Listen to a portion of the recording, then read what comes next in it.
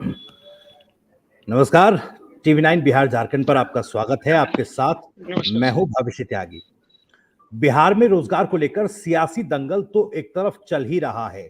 एक तरफ सरकार में चाहे नीतीश कुमार हो, तेजस्वी यादव हो, 10 लाख 20 लाख नौकरियां देने की बात वो कर रहे हैं। इसको लेकर विपक्ष भी सवाल लगातार उठाते आया है, क्योंकि जो वित्तीय एक प्रबंधन प्रदेश का है, उसको उससे सामंजस्य बैठाते हुए क्या अपना वादा सरकार पूरा कर पाएगी, ये एक बड़ा सवाल है। खैर, प्रदेश में एक और आवाज बुलंद हो रही है अपने हक अधिकारों को लेकर। दरअसल नेत्र सहायक अपनी जो भर्ती प्रक्रिया है उसको लेकर प्रदर्शन कर रहे हैं, मांग उठा रहे हैं। उस पर आज हम उस मुद्दे पर चर्चा करेंगे, क्या कुछ ये पूरा मसला है ये भी आपको बताएंगे, और इस पर आगे चर्चा होगी। सत्ता पक्ष और विपक्ष के भी प्रवक्ता हमारे साथ, नेता जुड़े हैं, उनसे भी चर्चा करेंगे। हमारे साथ पॉलिटिकल एनालिस्ट भी, एक बार परिचय में करा दूं, विनोद कुमार जी हमारे साथ बीटीएससी अभ्यर्थी, इसके अलावा अंजलि जी हमारे साथ बीटीएससी अभ्यर्थी हैं। बहुत बहुत स्वागत आप दोनों का। आप दोनों बताइएगा कि क्या कुछ आपकी मांगे हैं, क्या कुछ ये आपने जो प्रदर्शन किया है, जो आप विरोध जता रहे हैं, किस बात को लेकर है। इसके अलावा हमारे साथ राजीव सिंह साहब पॉलिटिकल एनालिस्ट के तौर पर जुड़ रहे हैं। सर, आपका भी बहुत बहुत स्वागत। विनोद कुमार जी, आपसे शुरुआत कर रहा हूँ। क्या है ये सर पूरा मामला, जरा तफसील से समझाइए नेत्र सहायकों का, क्योंकि जो आपने आज तकनीकी सेवा आयोग का जो दफ्तर है उसके बाहर धरना प्रदर्शन किया, जो जानकारी हमें मिल पाई है, किन क्या कुछ मांगे हैं, क्या कुछ विरोध है। सर, ये हमारी अ, मांग, हम लोग एक आज विज्ञप्ति देने गए थे वहाँ के अध्यक्ष महोदय के पास। जी सर, ये बहाली हमारी निकली थी अप्रैल 2021 में, नेत्र जी सहायक की। बट सर, उस समय के बाद हम लोगों की काउंसलिंग भी हो गई, सारी कुछ प्रक्रिया पूरी हो गई। होने के बाद हम लोग का रिजल्ट में मेरिट लिस्ट भी निकल गया था। लेकिन कुछ कारण से कोर्ट में केस चला गया था, कुछ बंदे के कारण। लेकिन उसका जजमेंट भी सर हमारे वहाँ के चीफ जस्टिस के द्वारा दे दिया गया था। उसके आने के बाद सर अभी विगत 3 महीने पहले जजमेंट आया है, और बिहार तकनीकी सेवा आयोग के द्वारा हमारा मेरिट लिस्ट जो है अभी तक जहाँ के तहाँ पड़ा हुआ है सर। अभी तक रिजल्ट नहीं दिया है, और बहुत सारे अभ्यर्थी जो हैं, हम लोग बेरोजगार हैं। और कोई लुधियाना, कोई चंडीगढ़, कोई चेन्नई, कोई कहीं कहीं से भी, कुछ बिहार में भी बहुत सारे लोग जो थे, सारे जी जॉब में थे, प्राइवेट जॉब में, जो डॉक्टर्स के यहाँ काम करते हैं। और वहाँ से उन लोग का जैसे ही मेरिट लिस्ट निकला था, चाहे बिहार के हो चाहे बाहर के जो भी काम कर रहे थे, सारे लोगों को हटा दिया गया कि अब आप लोग तो यहाँ रहेंगे नहीं, हमारा हॉस्पिटल चलेगा कैसे। इसलिए आप लोग को 1 महीना का अल्टीमेटम दे करके उन लोगों को उसी समय निकाल दिया गया था, जब फर्स्ट टाइम मेरिट आया था। उस समय से हम लोग अभी तक सर बेरोजगार घूम रहे हैं, इधर से उधर अपने मेरिट के लिए इंतजार कर रहे हैं। इसके लिए सर कई बार हम लोग मिले भी, बीटीएससी के चेयरमैन सर से भी 2 बार मिले, उन्होंने भी आश्वासन दिया। उप सचिव वहाँ के जो थे बीटीएससी के, उन्होंने भी बोला कि रिजल्ट तुरंत आ जाएगा, आ जाएगा, 10 दिन में आ जाएगा। 10 दिन करते करते सर 3 महीने हो गए हैं, और अभी तक रिजल्ट नहीं आया है। लास्ट आकर हम लोग आज प्रदर्शन नहीं, एक अपना आवेदन लेके गए थे कि सर हम लोग को अब निकाल दीजिए सर, हम लोग अब समय नहीं रह रहा है कि हम लोग अब रोड पे रह सके सर।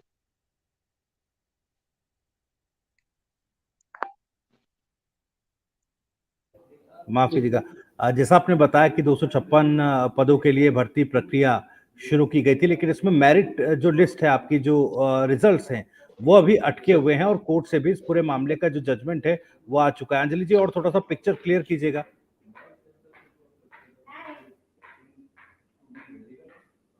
अंजलि जी, सुन पा रही हैं आप? जी जी जी, और थोड़ा सा तफसील से रोशनी डालिएगा, और क्या कुछ मांगे हैं आप? जी हम नेत्र सहायक के कैंडिडेट हैं, और हमारे 15 साल बाद वैकेंसी आई है सर। 15 जी साल में बहुत सारे ऐसे कैंडिडेट हैं जिनका एज भी पार हो गया है, लगभग 5 साल 6 साल उनका जॉब को बचा हुआ है। तो उसके बाद जो वैकेंसी आई है सर, 2021 में वैकेंसी आई हमारी, और 2 साल हो गया, अभी तक कंप्लीट नहीं हो पाया है। जुलाई महीने में हमारा मेरिट लिस्ट भी आया था। तो उस टाइम एक्चुअली हम लोगों को जो भी प्राइवेट जॉब कर रहे थे, वो उनको या तो निकाल दिया गया है या फिर उनको रिज़ाइन देना पड़ा है। 1 महीने के अंदर उनको रिज़ाइन देना पड़ता था। तो उस वजह से हम लोग बिल्कुल सर बेरोज़गार हो गए हैं, और यही रिक्वेस्ट करेंगे कि जितनी जल्दी हो सके उतनी जल्दी हम लोग का रिजल्ट प्रकाशित कर दीजिए सर। जी, ठीक है। रिजल्ट को लेकर ये स्थिति है, असमंजस की स्थिति जो लंबे वक्त से बनी हुई है। नेत्र सहायक भर्ती परीक्षा में जिस तरह से मेरिट लिस्ट जो है वो अटकी हुई, और अब सड़कों पर उतरने के लिए मजबूर नेत्र सहायकों को होना पड़ रहा है। तस्वीरें भी हम लगातार आपको दिखा रहे हैं, जो आज प्रदर्शन किया गया तकनीकी सेवा आयोग के दफ्तर के बाहर प्रदर्शन किया गया है, और ये तस्वीरें भी हम आपको लगातार दिखा रहे हैं। राजीव सिंह साहब, एक पहला कमेंट आपका, कॉन्टेक्स्ट भी दीजिएगा इस चर्चा को। आगे हम जेडीयू और आरजेडी और तमाम पॉलिटिकल पार्टी से भी लोगों को जोड़ रहे हैं, तो दिशा दीजिएगा इस चर्चा को। कई मोर्चों पर सरकार जो है रोजगार देने के वादे दावे करती है। हमने पीछे देखा कि किस तरह से पुलिस भर्ती में सर्टिफिकेट एक इवेंट कराकर बांटे गए, लेकिन जो चीजें जो छोटी छोटी भर्तियां हैं उनमें भी कितनी तरह की अनियमितताएं हैं, उस पर सरकार का ध्यान नहीं है। नहीं, बिल्कुल, जैसे मैं आपके पैनल में देख पा रहा हूँ, विनोद जी, अंजलि जी हैं। अब आप देखिए, विनोद जी मुझे अराउंड 40-45 के होंगे, मतलब, लेकिन आप देखिए वो परेशान है कितने। सरकार को ये सोचनी चाहिए कि आप जो अभ्यर्थी परेशान है, क्या करेंगे आप? अभी नीतीश कुमार समाधान यात्रा पे निकले हैं, तो समाधान तभी होता है ना कि जब समस्या होता है। अरे समस्या तो आपके सामने है, आप देख रहे हैं कि अभ्यर्थी यहाँ पे फूल लेके हैं, इतने परेशान है। कल या परसों मैं सुन रहा था कि कुछ अभ्यर्थियों पे लाठीचार्ज हो रहा था और नीतीश कुमार को पता ही नहीं है। बिहार में देखिए, ये बिहार का दुर्भाग्य है। मैं आपको बताऊं त्यागी जी, 1991 में जब आंध्र प्रदेश में, कर्नाटका में जब वो आईटी पार्क बन रहा था, तो हमारे बिहार में उस समय चरवाहा विद्यालय बन रहा था। बताइए, अभी के समय में जो हमारे शिक्षक हैं, जो हमारे बच्चों को पढ़ाते हैं कि देखिए जात पात से दूर रहिए, ये सबसे जातिवादी नहीं करना है, अब वो जाति जनगणना में वो उसी बच्चों के माँ बाप से जाके जाति पूछेंगे। और हमारा जो अभी गुड़गांव है, नोएडा है, दिल्ली है, अंतर्राष्ट्रीय शहर बनने वाला है। तो मेरा ये कहना है कि बिहार में देखिए राजनीति के चक्कर में सब कुछ बर्बाद कर दिया है लोगों ने जी। इसमें और मैं कहता हूँ सब जिम्मेदार, जैसे जाति जनगणना ही है, आपको क्या आवश्यकता है आज के दौर में करने की, और इसके लिए सारी पार्टी जिम्मेदार है, चाहे वो भाजपा हो, चाहे वो जदयू हो, चाहे वो आरजेडी हो। तो अभ्यर्थियों पे ध्यान देना चाहिए। लाठीचार्ज, मैं सुन रहा था नीतीश कुमार को, वो कुछ दिन पहले कह रहे थे कि लाठीचार्ज हुआ है। अरे आप बिहार के मुखिया हो, आपको ये नहीं पता कि आपके बच्चों पे लाठीचार्ज हुआ है? 30 घंटे हो गए हैं, कुछ सरकारी अधिकारी कैसे पिटाई कर रहे थे। मैं वही कह रहा हूँ कि जो हमारे पैनल में है और जो मैं आपको वीडियो देख पा रहा हूँ, कि सरकार से ये अनुरोध है, निवेदन है कि आप इनकी मांगों को समझें। आप डिग्री देने में 6-6 साल लगा देते हैं, आप बताइए कितने वो लोग ओवर एज हुए होंगे। तो ये समस्या क्या है कि कहाँ जाएंगे ये लोग, क्या करेंगे ये लोग? ये हमारे आपके बच्चे ही हमारे राज्य के ही निवासी हैं। मुझे लगता है कि इन पे ध्यान देना चाहिए और जल्द से जल्द इनका निष्पादन करना चाहिए, इनके सभी समस्याओं को दूर करने का प्रयास करना चाहिए। बिल्कुल ठीक है। मनीष पांडे जी भी हमारे साथ जुड़ रहे हैं। कुछ सर, आपका भी बहुत बहुत स्वागत। सवाल मेरा ये कि बेरोजगारी को लेकर, रोजगार को लेकर, और जो बेरोजगार युवा हैं, अलग अलग अगर विभागों की बात करें, जिन्होंने अलग अलग भर्ती परीक्षाओं में भर्ती प्रक्रिया के लिए एग्जाम्स दिए हैं। हमने हाल ही में देखा किस तरह से बीएसएससी पर्चा लीक मामले में जब सड़कों पर अभ्यर्थी उतरे, बेरोजगार युवा उतरे, तो उन पर लाठीचार्ज हुआ। अब ये नेत्र सहायक हैं, 15 वर्षों बाद 2021 में एक भर्ती आती है, और बहुत ज्यादा पद नहीं, 200 कुछ पद थे, उसका भी रिजल्ट जो है वो अटका हुआ है। सर, मैं ये समझने की कोशिश कर रहा हूँ, देखिए आप राजनीतिक आरोप तो ठीक है आप लगाएंगे। देखिए बिहार सरकार, अगर इन सबसे इतर हटकर देखें, छोटे छोटे मुद्दे जो हैं युवा बेरोजगारों से जुड़े हुए, क्या ये विपक्षी पार्टियों के लिए भी, ये यूं कहें कि राजनीतिक पार्टियों के लिए कोई अब उस तरह के मुद्दे नहीं बनते हैं क्या कि इन पर राजनीति आधार, इन युवाओं पर आधारित, इन बेरोजगारों पर आधारित राजनीति हो पाए? मनीष जी।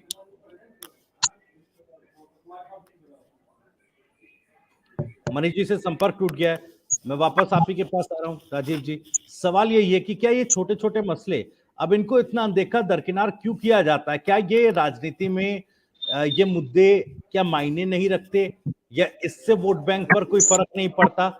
आखिर इतना ज्यादा अनदेखा दरकिनार इन मसलों को क्यों किया जाता है। और मुझे लगता है कि ज्यादा बड़ा इशू नहीं होगा अगर सरकार इस पर ध्यान दे, विपक्षी पार्टियां भी इस पर ध्यान दे और उसको मुखरता से, अगर कोई चीज अटकी हुई है, कोई चीज लटकी हुई है, उसको मुखरता से उठाया जाए ताकि यथाशीघ्र उस पर एक्शन होकर उसका समाधान इन लोगों को दे दिया जाए। सर मैं कुछ कहना चाह रहा था। हाँ, एक सेकंड आ रहा हूँ राजीव जी। विनोद जी कुछ कहना चाह रहे हैं, बोलिए। हाँ सर, अभी जो हमारे स्क्रीन पे जो दिख रहा है सर, हम लोग बिहार तकनीकी सेवा आयोग के गेट पे खड़े हैं और ये जो काफिला गुजर रही है, हमारे माननीय मुख्यमंत्री का काफिला गुजर रहा है सर। उन्होंने देखा भी है और इशारा भी किया, लेकिन उनको सर समाधान यात्रा में निकले हैं, तो हम लोग को कम से कम हमारा भी तो समाधान करते जाते, 2 मिनट के लिए रुक करके पूछ लेते कि हाँ बच्चों आप लोग को क्या प्रॉब्लम है। लेकिन उन्होंने हाथ हिलाते हुए और सीधे अपनी गाड़ी को आगे लेकर चलते चले गए सर। ये जो काफिला गुजरा वो माननीय मुख्यमंत्री जी का ही था। जी बिल्कुल, और ये बड़ा सवाल है राजीव जी। देखिए, समाधान यात्रा, जिस यात्रा का नाम ही आपने समाधान यात्रा दिया है, उस यात्रा पर आप निकले और रास्ते में आपको नेत्र सहायक अभ्यर्थी मिलते हैं, उनकी समस्या को दरकिनार कर आप आगे बढ़ जाते हैं। सवाल मेरा बुनियादी यही है कि क्या ये मुद्दे युवा बेरोजगारों से जुड़े हुए, क्या ये राजनीति में वो प्रभाव नहीं रखते कि इसको समस्या के तौर पर सरकारें देखें? नहीं, ऐसा नहीं कहना है कि ये प्रभाव नहीं रखते। देखिए, ये जो हमारे चाहे विनोद जी हैं, अंजलि जी हैं, ये हमारे राज्य के युवा हैं और युवा वोट बैंक काफी संख्या में होती है, काफी ज्यादा है ये लोग। ऐसा नहीं कि प्रभाव नहीं, पर ये होता है कि ये अपनी बात को किस तरह रख पाते हैं और सरकार का कितना ध्यान आकर्षित कर पाते हैं। जैसा कि विनोद जी ने कहा कि उन्होंने वहां से गुजर गए, 2 मिनट देखा भी नहीं। ये अच्छा होता है कि अगर वो 2 मिनट रुकते, इन लोगों से बात करते, कम से कम। मैं ये कह रहा हूँ, दर्द दिया है, थोड़ा मलहम तो लगाओ आप। दर्द ठीक है, ये मैं मानता हूँ, कई सारे तकनीकी पहलू होती हैं कि तुरंत कई सारी समस्याएं होती हैं कि तुरंत काम का निष्पादन नहीं होता है। तो मेरा कहना है कि आप आश्वासन तो दे सकते हैं, आप राज्य के मुखिया हैं, ये आपके बच्चे हैं, उनको आप 2 मिनट रुकने में क्या दिक्कत है? आप समाधान यात्रा पे निकले हैं तो 2 मिनट उनका इनका भी समाधान कर देते। समस्या क्या है इनका? तो मुझे लगता है कि जो शिक्षा है, आप देखिए कुछ दिनों पहले हमने देखा कि जो शिक्षा मंत्री हैं, जो खुद भी एक प्रोफेसर है, अब वो समस्या का समाधान करने की जगह कुछ बच्चे उनसे मिलने गए, उनको धमका रहे थे कि हम दबाव में नहीं आएंगे। तो मुझे लगता है कि कुछ दिन पहले मैं आरजेडी के प्रवक्ता को सुन रहा था, वो कह रहे थे कि थोड़ा इंतजार का मजा लीजिए। आप ये अभी अंजलि जी कह रही थी कि 15 वर्षों के बाद बहाली आई है, कई लोग ओवर एज हो गए हैं, कई लोगों की तो एज चली गई है, तो ये लोग क्या करें, कहाँ जाएं? तो मुझे लगता है कि सभी राजनीतिक दलों के नेताओं को, खासकर जो मुखिया है राज्य के, उसको इन पे ध्यान देना चाहिए, प्राथमिकता से ध्यान देना चाहिए, ताकि इनका भविष्य जो है, इनके पीछे परिवार है, फैमिली है, बच्चे हैं, माता पिता हैं, क्या करेंगे, कैसे करेंगे लोग? इनके प्राथमिकता समाधान करना चाहिए। मैं लौट रहा हूँ आपके पास। मनीष पांडे जी भी हमारे साथ जुड़ गए बीजेपी से। मनीष जी, सुन पा रहे हैं आप मुझे?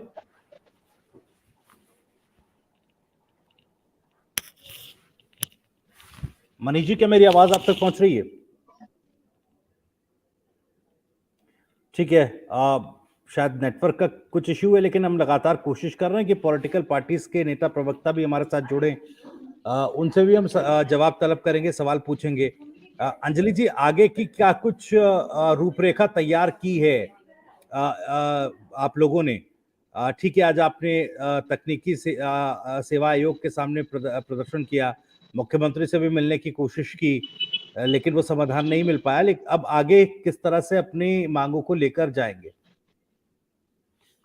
सर, हम लोग रिक्वेस्ट फॉर्म में ही अभी तक हैं, रिक्वेस्ट फॉर्म में ही जाना चाहेंगे, क्योंकि हम लोगों को बहुत उम्मीद है सर तेजस्वी यादव सर से। हमारे माननीय स्वास्थ्य मंत्री जब आए थे तो उस समय हम वादा किए थे कि हम लोग रोजगार देंगे, और वो वैकेंसी उनके पहले की है, तो हमको उम्मीद और ज्यादा बढ़ गया है उनके आने के बाद कि अब जल्दी से हो जाएगा, लेकिन इतना ज्यादा डिले हो रहा है। कुछ दिन पहले उनसे मिलने भी गए थे, लेकिन वो अच्छे से सुने नहीं हम लोगों का बात। और कुछ दिन पहले पीएमसीएच में एक इवेंट में आके वो बोले कि 1 लाख मोतियाबिंद ऑपरेशन करवाएंगे। तो हम लोग सर आई डिपार्टमेंट में, आंख वाले विभाग में हम लोग बहुत महत्वपूर्ण भूमिका निभाते हैं। तो हम लोगों के बिना मोतियाबिंद ऑपरेशन सक्सेसफुल हो जाना ये थोड़ा मुश्किल है, बिकॉज अभी जो पोस्टेड है, सरकारी पोस्टेड है, बहुत कम लोग पोस्टेड है, लगभग 100 के अकॉर्डिंग, 100 अकॉर्डिंग पोस्टेड है। इतने में आप जमीनी तौर पे कितना मोतियाबिंद ऑपरेशन सक्सेसफुल कर पाएंगे? पीएचसी बहुत ज्यादा है, लगभग 350 पीएचसी हैं, इतने सारे मेडिकल कॉलेजेस हैं, इतना सारा वैकेंसी है और उसमें सिर्फ 236 पोस्ट का आप वैकेंसी निकाले हैं। उसको पूरा करने में आप 2 साल का टाइम लगा है और अभी भी पूरा नहीं कर पाए हैं। तो आप मोतियाबिंद ऑपरेशन को कैसे सक्सेसफुल करेंगे? हम लोगों का काम मोतियाबिंद ऑपरेशन के पहले भी होता है और मोतियाबिंद ऑपरेशन के बाद भी होता है। ऑपरेशन जी के बाद पेशेंट का कितना विजन आया है, ये फाइनली हम ही लोग देखते हैं।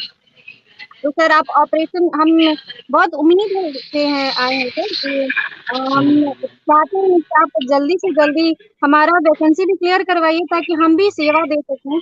हम भी चाहते हैं कि मोतियाबिंद ऑपरेशन का जो वो प्रण लिए हैं, हम लोग भी उसमें सहयोग कर सके, अच्छे से हम लोग भी अपना सेवा दे सके सर।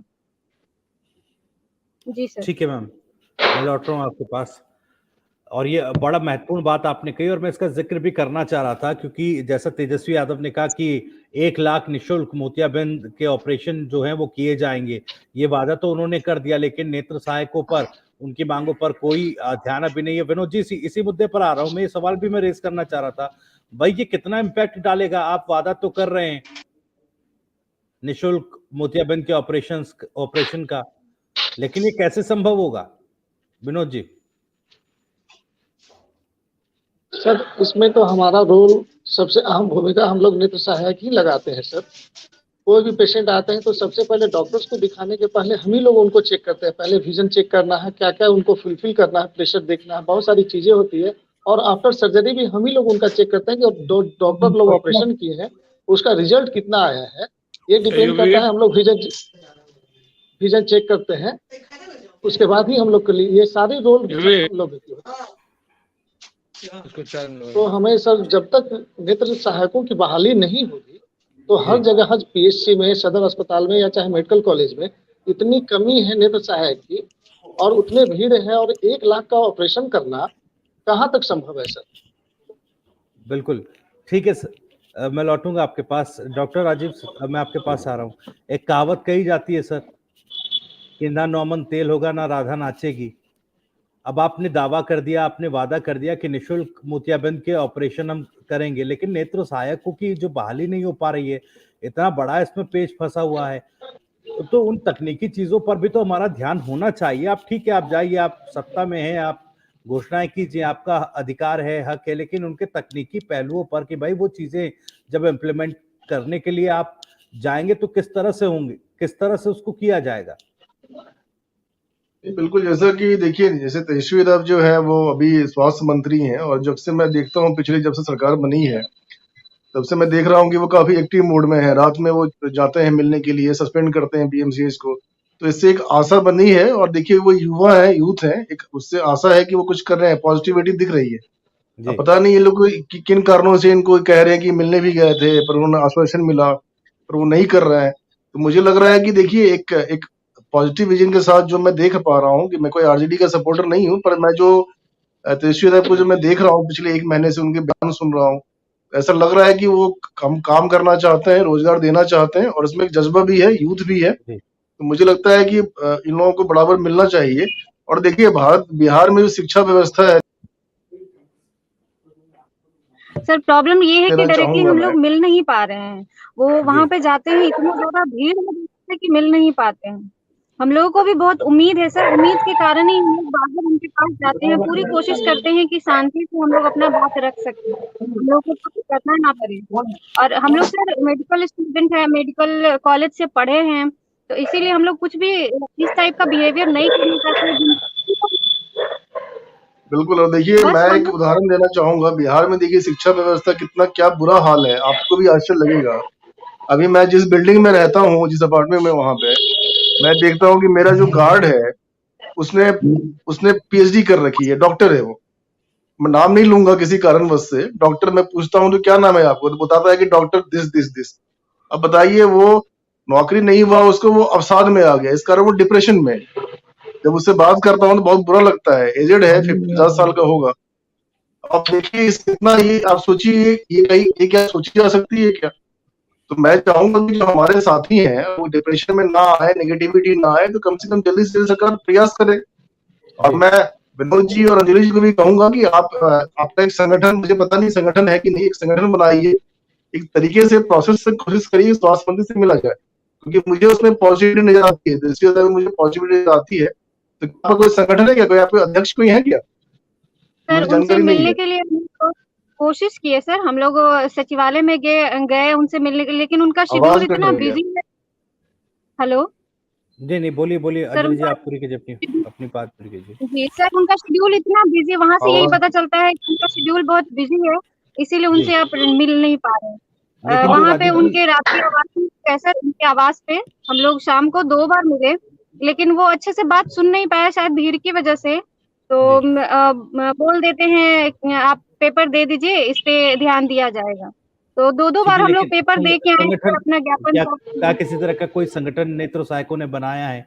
संगठन के तहत क्या मुलाकात करने की कोशिश की? इस बारे में वो जानना चाह रहे थे। जी जी सर, बिल्कुल, बिल्कुल, हमारा संगठन भी है सर, बिहार ऑप्थेल्मिक एसोसिएशन संगठन है। उनके लेटर पैड पे भी हमारा एप्लीकेशन गया है उनसे मिलने के लिए, लेकिन अभी तक उसका कोई रिप्लाई नहीं आया है। जी, ठीक है मनीष बस जी, यही मेरी बताया जाता है कि उनका शेड्यूल बहुत ज़्यादा टाइट है, इस वजह से नहीं मिल पा रहे हैं। ठीक है मनीष जी, क्या मेरी आवाज आप सुन पा रहे हैं?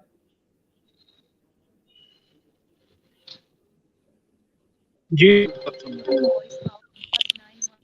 मेरी आवाज जा रही है? बिल्कुल बिल्कुल मनीष जी, सवाल ये है, देखिए हेलो। क्या सवाल ये है, मनीष जी क्या मुझे ठीक तरह से सुन पा रहे हैं आप? ठीक है, मनीष जी तक अभी आवाज नहीं पहुंच रही। राजीव जी, जैसा आपने कहा कि ठीक संगठन को लेकर आपने सवाल किया था कि कोई किस तरह का संगठन है, उन्होंने बताया बिहार क्रमिक एसोसिएशन या जो संगठन है उनके तहत भी मिलने की कोशिश की गई, वो पत्र भी उनको भेजा गया मुलाकात के लिए, तमाम चीजें। लेकिन इसमें सबसे बड़ी समस्या जो अंजलि जी बता रही थी कि भाई वक्त नहीं है, चाहे तेजस्वी यादव हो, स्वास्थ्य मंत्री हो, वक्त वो नहीं दे पा रहे हैं। आपने जिस तरह से बात की कि भाई देखिए तेजस्वी यादव कोशिश तो कर रहे हैं, लेकिन अब जब आप मुलाकात भी नहीं करेंगे, तमाम चीजों को एड्रेस नहीं करेंगे, तो फिर किस तरह से ये मान लिया जाए कि हाँ आप उस रोजगार देने की तरफ, उस दिशा में एक प्रोग्रेसिव अप्रोच के साथ आगे बढ़ रहा है? अरे देखिए, जैसा कि मालूम चला अंजलि जी से, विनोद जी से, कि वो मिलने तक का टाइम नहीं दे रहे हैं, तो ये तो सुन के काफी बुरा लग रहा है और आश्चर्य भी लग रहा है, क्योंकि जिस हिसाब से वो ऐसा कहते हैं कि वो पॉजिटिविटी दिखाते हैं, हमेशा बात करते हैं, तो ऐसा ऐसी आशा बंधी थी कि वो कुछ करेंगे, युवाओं के लिए करेंगे, जॉब देंगे। बार बार जो है 10 लाख जॉब, 20 लाख जॉब की बात होती है, और ये जान के बहुत दुख हो रहा है कि ये लोग मिलने का सही समय भी नहीं दे रहे हैं। ये तो आश्चर्य का भी मुझे लग रहा है, दुख भी हो रहा है। तो मुझे लगता है कि एक सकारात्मक के साथ प्रयास करनी चाहिए, क्योंकि देखिए एक युवा है और स्वास्थ्य मंत्री हैं वो, तो मुझे लगता है कि समाधान उन्हीं से होगा।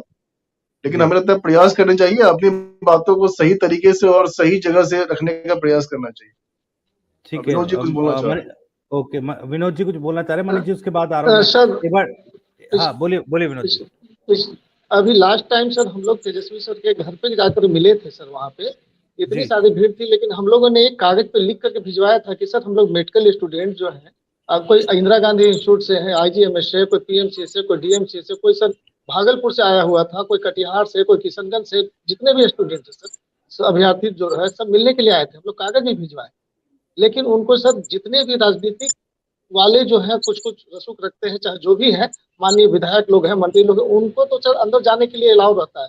लेकिन हम लोग रिक्वेस्ट किए थे कि हम लोग को 2 मिनट के लिए सर अंदर बुला लीजिए, भीड़ नहीं जाएगा, 2 से 4 आदमी, 5 आदमी को बुला लीजिए। हमारी मांग क्या है सर, हम लोग तो निवेदन करने गए थे कि हम लोग को सुन लीजिए, लेकिन कुछ नहीं हुआ सर। हम लोग का निवेदन कौन लिया? तो उधर से जब बहुत हल्ला किए कि नहीं, हम लोग पिछली बार भी आए थे, हम लोग को कुछ नहीं सुना गया, तो फिर हमारा वहां पे उनके PA आ गए, कागज ले लिए, बोले आपने कागज दे दिया ना, जाइए आप लोग जाइए, हो जाएगा काम। क्या होगा, जी क्या हुआ सर? अभी तक उसी के चलते अभी काम ही के सिलसिले में अभी हम लोग दौड़ रहे हैं सर कि क्या हुआ काम, कोई जवाब होता नहीं है। हम लोग को आज फिर जाएंगे सर, आज फिर माननीय उप मुख्यमंत्री जी के यहाँ जाएंगे, फिर गुहार लेकर के जाएंगे सर कि सर हम लोग का कुछ कीजिए। बिल्कुल हम लोग कब तक बेरोजगार घूमते रहेंगे सर?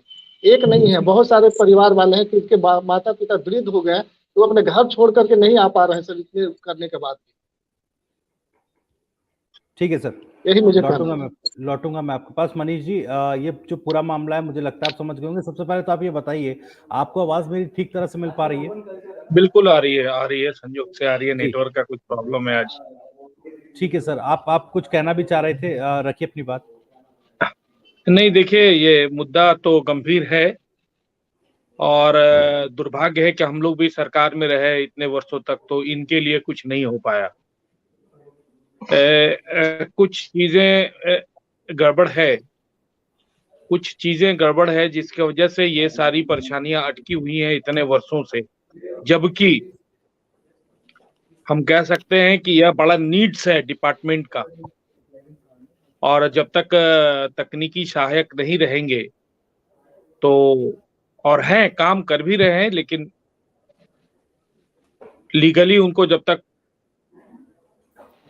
मैं इस पर क्या कहूं मैं देखिए भविष्य जी मेरे पास शब्द नहीं है लेकिन इतना जरूर कह सकता हूं कि बिल्कुल जायज है इनकी मांगे जी और पूर्व की सरकार में भी इनकी बातें नहीं सुनी गई या नहीं हो पाया और अभी भी यह सफर कर रहे हैं या दुर्भाग्यपूर्ण है बिहार के लिए। जी और मैं इतना ही कह सकता हूं कि निश्चित रूप से इनकी बातें सुनी जानी चाहिए और अगर सरकार ने वर्तमान की सरकार ने अगर 10 लाख नौकरियां देने की बात की है ईमानदारी से तो उसमें इनकी भी संख्या को निश्चित रूप से जोड़ के प्रायोरिटी के आधार पर उस पर काम होना चाहिए।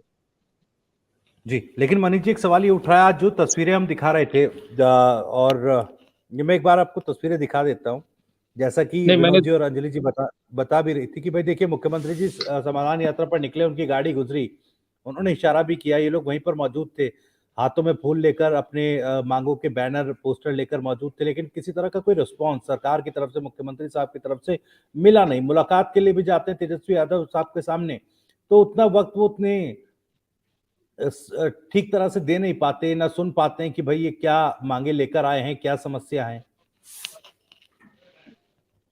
देखिए भविष्य जी ये वही बात हो गई कि साहब अंदर से कुछ और बाहर से कुछ और नजर आते हैं। बोलने में मैंने कहा पहले भी कहा है कि आप उतना ही बोलिए जितना कर सकें, अगर नहीं करनी है तो बोलिए मत। हो क्या रहा है बिहार में कि 10 लाख नौकरी का ऐसा शगुफा छोड़ा गया है कि जी हर को उम्मीदें जग गई है, जो उम्मीदें सोई हुई थी ना वो उम्मीदें जग गई। लग रहा है कि बस अब मेरी बारी आ जाए, जितनी जल्दी उतनी उतनी अच्छी बात है। जी और अगर आपको करना था तो अपने मन में रख के ही करते और बाद में उसका जब कर लेते तो कहते कि देखो हमने ये किया, उन्होंने नहीं किया लेकिन हमने किया। लेकिन ये बार बार प्रत्येक दिन कोई न कोई किसी न किसी के माध्यम से जो मैसेज जा रहा है इसके वजह से चाहे वो शिक्षक अभ्यर्थी हो, चाहे तकनीकी सहायक हो, चाहे बीएसएससी के लोग हों, ये सभी लोगों को लगता है कि बस अब देर हो रही है, जितनी जल्दी हो जाए उतना ज्यादा बेहतर। और बात भी सही है, किसी का एज का प्रॉब्लम है, किसी का घर का प्रॉब्लम है, कोई कंवारा बैठा है, किसी की शादी की डेट निकली जा रही है, बहुत तरह की अपनी पर्सनल समस्याएं सब लोगों के साथ है। हर लोग चाहते हैं कि एक मतलब लाइफ में एक एस्टेब्लिशमेंट हो अपना पर्सनल परमानेंटली। तो ये बुरा भी नहीं है, ये अच्छा है, ये होना चाहिए। लेकिन अगर मंशा नहीं है देने की, कोई ऐसी समस्याएं हैं तो आप इस प्रकार का सपना न दिखाएं, मेरा यही कहना है। जैसे हम लोग जी भी सरकार में रहे, नहीं कर एक पाए। एक एक सवाल सर, क्योंकि देखिए मैं लगातार कोशिश कर रहा हूं कि आरजेडी जेडीयू से हमारे साथ जुड़े, लेकिन कोई आज नेटवर्क इशू आ रहा है, उस वजह से हमारे साथ वो कनेक्ट नहीं हो पा रहे हैं। हम लगातार टीवी9 बिहार झारखंड लगातार इस मसले पर नजर बनाकर रखेगा और हर अपडेट जो मांगे उठा रहे हैं और बहाली कब तक होगी, रिजल्ट कब तक जारी होगा, इस पर हम लगातार नजर बनाए रखेंगे और अपडेट जो है वो जनता तक पहुंचाएंगे। लेकिन मनीष जी एक सवाल मेरा ये, क्या विपक्षी पार्टी होने के नाते आपको नहीं लगता कि ये मुद्दे, इस तरह के मुद्दे नेत्र सहायकों के, ये विपक्ष की जो राजनीति है उससे भी, उसकी परिधि से भी बाहर चले गए हैं? नहीं देखिए ये बड़ा महत्वपूर्ण है। मैं यही कहूंगा कि ये बहुत महत्वपूर्ण है और निश्चित रूप से जो टेक्नीशियंस के या जो भी पूरा कोविड काल में भी हमने देखे या जी यह फैक्ट्स है कि हमारे कई ऐसे हॉस्पिटल्स में सारी चीजें हैं लेकिन सहायक के अभाव में हम लोग सदर अस्पतालों में भी जाते हैं, नीचे प्राइमरी हेल्थ सेंटर्स में भी जाते हैं तो देखते हैं कि टूल्स अवेलेबल है लेकिन टेक्नीशियंस की कमी है। जी तो इन सारी चीजों को पूरा करना भी सरकार की जिम्मेवारी है, सरकार की जिम्मेवारी है। लेकिन बात घुमा फिरा के वही पूरी तरीके से मुख्यमंत्री जी के अधीन आ जाता है कि जी फाइनल डिसीजन करना तो उन्हीं को है। बिल्कुल। अप्रूवल ठीक है देना तो उन्हीं को देना है। जी। तो कुछ मामला ऐसा जरूर है जिसकी वजह से ये चीजें फुलफिल नहीं हो पा रही। इसलिए मैंने शुरू में कहा कि दुर्भाग्यपूर्ण है कि हम भी सरकार में थे लेकिन नहीं हो जी। पाया, और आज भी ये लोग जी। सफर कर रहे हैं। तो कहीं जी। न कहीं आप इस प्रकार, और ये बात तो बिल्कुल इन्होंने सही कहा कि 1 लाख लोगों का आप आँख का ऑपरेशन करने वाले हैं और आपके पास हैंड्स नहीं है। तो इसका मतलब यही है कि आप झूठ बोल रहे हैं स्पष्ट रूप से, या नहीं तो फिर आप वो क्वालिटी नहीं दे पाएँगे जिस क्वालिटी का उम्मीद लेकर लोग जाएँगे आपके पास अपने आँखों की रोशनी को और बढ़िया सुरक्षित करने के लिए। जी। बिल्कुल सर, बिल्कुल। और मैं भी ये बात कहना चाहूँगा, क्योंकि विपक्षी पार्टी होने के नाते ये मुद्दे आप लोग भी थोड़ी सक्रियता के साथ उठाएँ, सरकार के सामने रख के, जो चूँकि ये बहुत ज़्यादा बड़ा मसला रोज़गार की दिशा में नहीं है। अगर सक्रियता से इस पर ध्यान दिया जाए तो ये मसले हल किए जा सकते हैं। आज मैं चर्चा को यहीं पर रोकना चाहूँगा, शुक्रिया करना चाहूँगा, लेकिन लगातार इस खबर पर हमारी नजरें बनी रहेंगी, हम लगातार इस पर सवाल पूछते रहेंगे। आज चूंकि नेटवर्क की वजह से कुछ सत्ता पक्ष के जो प्रवक्ता हैं वो हमारे साथ नहीं जुड़ पा रहे हैं, इसीलिए मैं इस चर्चा को यहाँ पर रोक रहा हूँ, लेकिन लगातार हम इस पर सवाल पूछेंगे। और जो ये अभी तक रिजल्ट अटका हुआ है, इस पर सरकार का क्या अगला कदम होगा, और जिस तरीके से अनदेखी नेत्र सहायकों की हुई है, उस पर अब सरकार क्या एक्शन लेगी, इस पर हम लगातार सवाल पूछेंगे। बहुत बहुत शुक्रिया विनोद जी, अंजलि जी, राजीव जी, मनीष जी, आपका भी बहुत बहुत शुक्रिया। जी, धन्यवाद। तो इस खबर पर लगातार नजरें हमारी बनी रहेंगी, और बिहार झारखंड से जुड़ी और भी तमाम खबरों को जानने के लिए सब्सक्राइब कीजिए TV9 बिहार झारखंड को। नमस्कार। Thank you sir.